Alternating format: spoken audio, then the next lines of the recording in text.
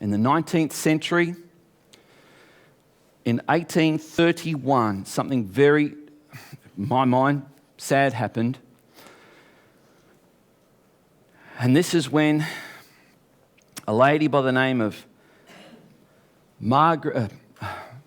Mary MacDonald said that she now had a new revelation from God that the church was not God's plan A, it was plan B. And there was some men who were Christian leaders who were persuaded by this lady who claimed to have this new revelation about the place of the church. These men include Edwin Irving, John Nelson Darby. Anyone ever heard of the Plymouth Brethren movement of churches? John Nelson Darby founded that. And C.I. Schofield.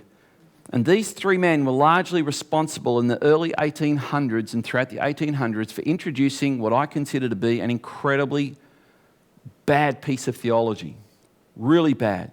But it just highlights how bankrupt the church was at this time theologically. And this is what they introduced. They introduced this new revelation called the rapture of the church.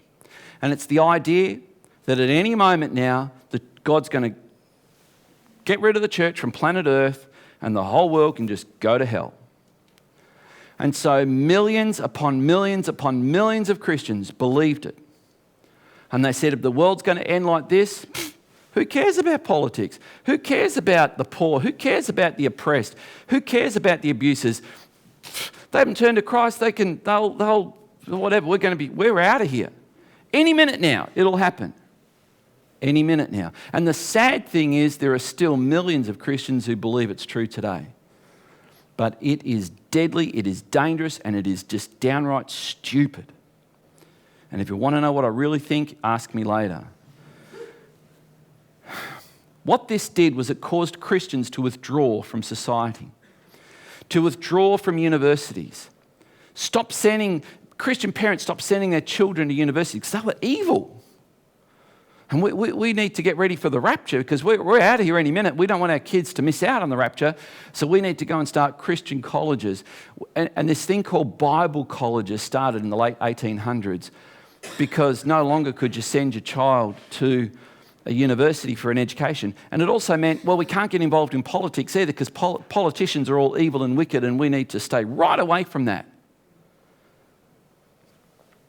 This disengagement from what the world was about and doing reached a tragic and bloody climax in the 1930s and 1940s. Horrific.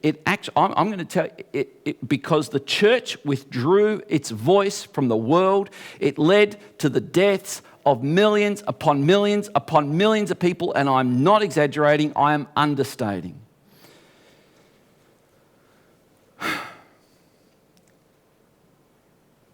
In the early 1930s, when Adolf Hitler began to say some of his rantings, we had this crazy situation where Christians said, we can't challenge him because that's political and we're spiritual. And along came this young man, again, he was about 23, 24, really, really young, 25 into 26, 27, into that, because not through the 1930s. This young man, anyone know who he is? Dietrich Bonhoeffer, one of the greatest men that have ever lived. Dietrich Bonhoeffer began to preach in the Lutheran Church, of which he was an ordained minister. We need to tell our people that this man, Adolf Hitler, is evil, and his movement, the Nazi movement, is evil and wicked, and we should not say nothing. Our silence is saying something, and the something that we're saying is wrong. And his colleagues said, you're a young whippersnapper, you know nothing about anything, shut up.